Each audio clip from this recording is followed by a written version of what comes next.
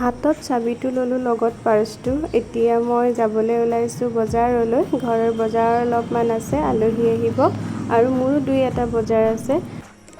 স্কুটিখন ষ্টাৰ্ট দিলোঁ আৰু এতিয়া যাওঁ বজাৰকেইটা কৰি আনিবলৈ। মোৰো অৰ্ডাৰ দুটামান আছে, তাৰ কাৰণে বস্তুকেইটা লৈ আনোঁ। এইফালে মই আহিয়ে ব্ৰিজখনত ৰ'লোঁ।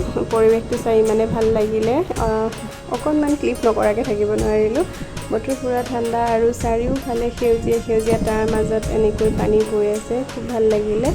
ক্লিপটোৰ মাজতে ইমান ধুনীয়া পৰিৱেশৰ মাজত নিজৰো এখন ফটো উঠাই ল'লোঁ। মই ঘৰ আহি পালোহি। মোৰ চাদৰৰ দহিৰ অৰ্ডাৰ আছিলে, লগতে কেকৰ অৰ্ডাৰ আছিলে। বস্তুবোৰ আনি থলোঁ আৰু চাদৰৰ দহিটো মই আপোনালোকক পিছত ভিডিঅ' দেখাম বাৰু। আলহী আহি পালেহি আৰু মা গৈছে আগবঢ়াই আনিবলৈ। মই সৰুকৈ ক্লিপ এটা কৰি ৰাখিছিলোঁ আৰু আলহীৰ কাৰণে আজি মই কি গোটাইছোঁ সকলোবোৰ আপোনালোকক দেখাম। ৰেচিপি শ্বেয়াৰ কৰাৰ লগতে কি বনাইছোঁ সকলোবোৰ আপোনালোকক দেখাম। প্ৰথমতে শ্বেয়াৰ কৰিব লৈছোঁ ক'লা বৰা চাউলৰ গিলা পিঠা।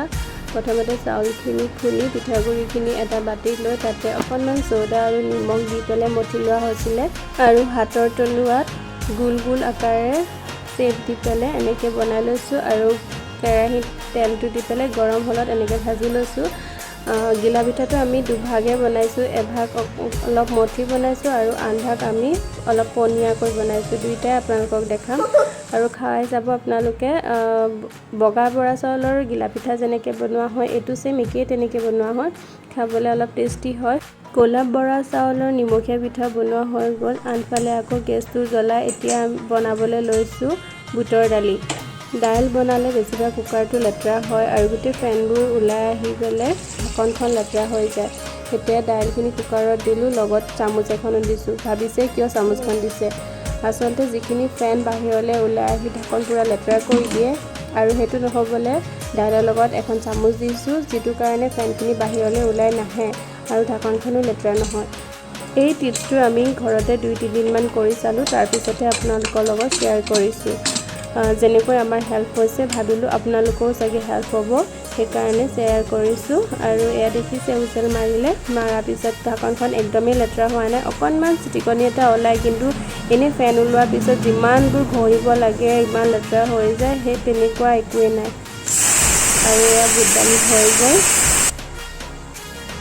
আদা নহৰু পিঁয়াজ গোটাই লৈছোঁ কাটিবলৈ। মায়ো পিঁয়াজ কাটি থোৱা আছিল কাৰণে মই এটাকৈ লৈছোঁ। এইফালে গোটাই থোৱা আছে লালমোহন আৰু আটা সানি পেলাই এনেকৈ ঢাকি ৰাখিছোঁ। বুট দালি হৈ গ'ল। বুট দালিখিনি এইখিনি এয়া এতিয়া তেল মাৰিব লাগিব। জিৰা ভজা, বাদাম পাপৰ, নৰসিংহ দি ভাজিছে। ইয়াৰ ৰেচিপিটো বেলেগ এদিন শ্বেয়াৰ কৰিম, আজি নহ'লে বহুত দীঘল হৈ যাব ভিডিঅ'টো। ক'লা বৰা চাউলৰ নিমখীয়া পিঠা, লগত আছে মালপোৰা আৰু এইফালে চয়াবিন তিয়াই থোৱা আছে। আলহী আহি কথা পাতিলে আৰু মোৰ চাহ ৰেডি হৈ গ'ল। এয়া চাহ ৰেডি কৰিছোঁ আৰু এইফালে মিঠাই, চিৰা ভজা, কাৰ ফেভৰেট হয় ক'ব দেই, পিছত এদিন ৰেচিপিটো শ্বেয়াৰ কৰিম। এইফালে ক'লা বৰা চাউলৰ নিমখীয়া পিঠা আৰু মালপোৰাও ৰেডি হৈ গ'ল। চাহ দি আহি পেলাই মই ৰুটি বেলাত লাগি গ'লোঁ আৰু ৰুটিখিনি মই এনেকৈ বেলি পেলাই এটা খৰাহীত ৰাখি লৈছোঁ। কেৰাহীত দি ৰখা তেলো গৰম হৈ গ'ল। এতিয়া এখন এখনকৈ পুৰি বনাই লওঁ।